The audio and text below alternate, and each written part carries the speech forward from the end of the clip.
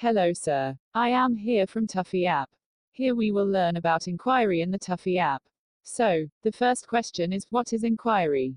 Right. Basically, inquiry means when a new student comes to inquiry for joining.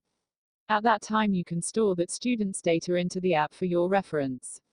Let's create one sample inquiry first. Click on inquiry and select the first option from a new list. Here we will put new student's data, like name, student or parent mobile number, email address, living address, the main subject of inquiry.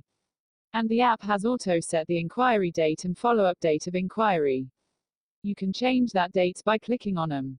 After fulfilling data, click on the Save button which available on top of the screen. Okay, your student's inquiry is saved successfully. Now let's check what is other options in inquiry.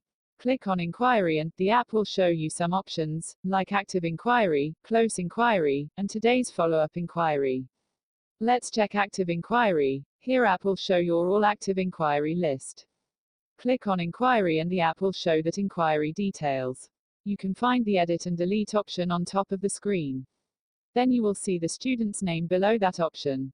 Below the student name, you can see the inquiry date and follow-up date. You can change that dates by clicking that dates.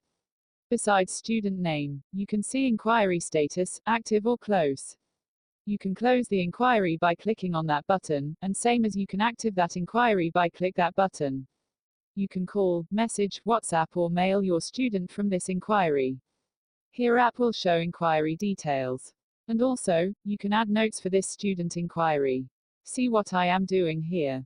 Click on add note and the app will ask for your note. Add your note and click the save button. As well as you can edit your past notes of inquiry. So this is all about inquiry.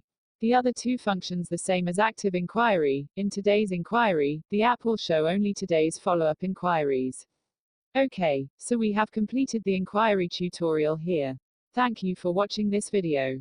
Good day, good morning, good night. Whenever you are watching this video.